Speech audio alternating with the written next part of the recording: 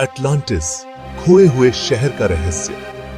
यह नाम सुनते ही हमारे मन में कई सवाल उठते हैं। नमस्कार दोस्तों, आपके अपने चैनल में आपका स्वागत है।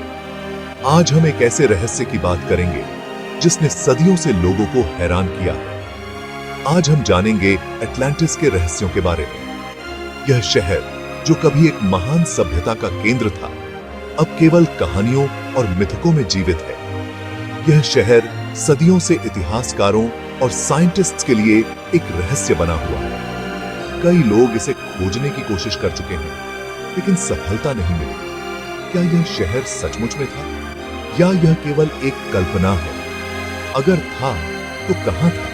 क्या यह भूमध्य सागर में था या अटलांटिक महासागर में? और क्यों गायब हो गया? क्या यह किसी प्राकृतिक आपदा का शिकार हुआ?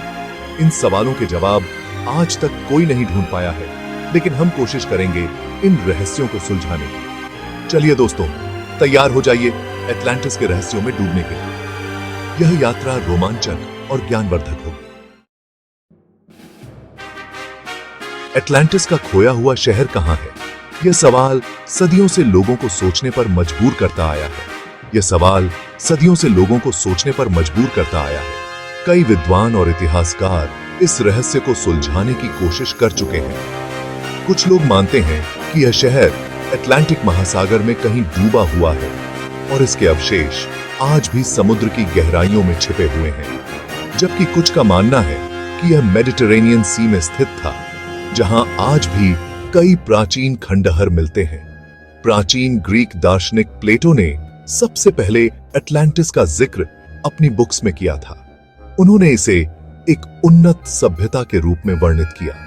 उनके अनुसार यह शहर हेराक्लीस के स्तंभ के पार स्थित था, जो एक समय में महान समुद्री मार्ग का हिस्सा था, जिसे आज हम जिब्राल्टर के जलडमरू मध्य के नाम से जानते हैं। यह स्थान आज भी इतिहासकारों और खोजकर्ताओं के लिए एक रहस्य बना हुआ है।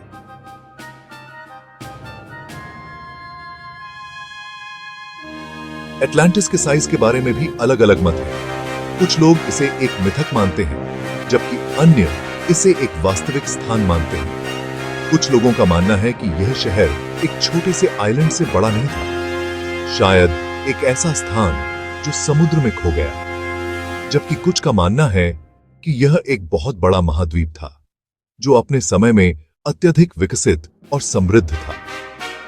प्लेटो के अनुसार अटलांटिस एक विशाल मैदान और ऊंचे पहाड़ों वाला एक समृद्ध आइलैंड था।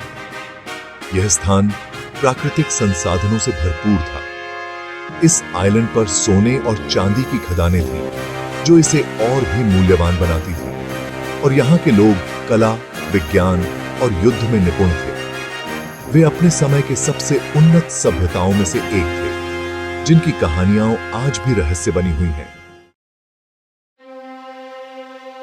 अटलांटिस की कहानी में देवी देवताओं का भी जिक्र मिलता है। प्लेटो के अनुसार समुद्र के देवता पोसाइडन को इस आइलैंड से विशेष लगाव था।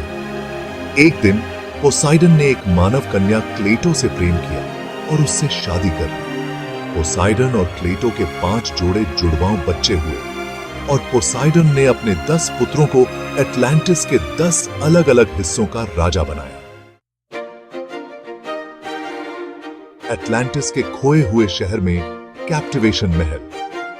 प्लेटो ने अपनी बुक्स में अटलांटिस के कैप्टिवेशन महल का भी जिक्र किया है। यह महल अटलांटिस के राजा का घर था और इसकी सुंदरता देखते ही बनती थी। महल के चारों ओर सुंदर बगीचे और फाउंटेन्स थे और इसके अंदर सोने, चांदी और कीमती पत्थरों से बनी मूर्तियां और कलाकृतियां सजी हुई थीं। पोसाइडन की सुनहरी मूर्ति। अटलांटिस के बीच में पोसाइडन का एक बहुत बड़ा मंदिर था, जहां उनकी एक भव्य सुनहरी मूर्ति थी। यह मूर्ति अटलांटिस की समृद्धि और धार्मिकता का प्रतीक थी। कहते हैं कि यह मूर्ति इतनी ऊंची थी कि इसका सिर बादलों को छूता था और इसकी आंखें कीमती रत्नों से बनी थीं, जो रात में भी चमकती रहती थीं।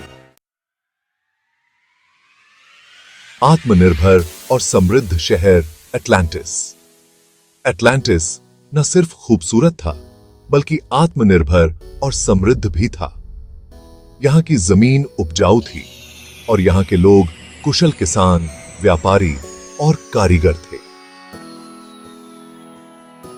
एटलांटिस में सोने, चांदी, तांबे और पीतल की खदानें थीं और यहां के लोग इन धातुओं से बनी चीजों को दूर दूर तक बेचते थे।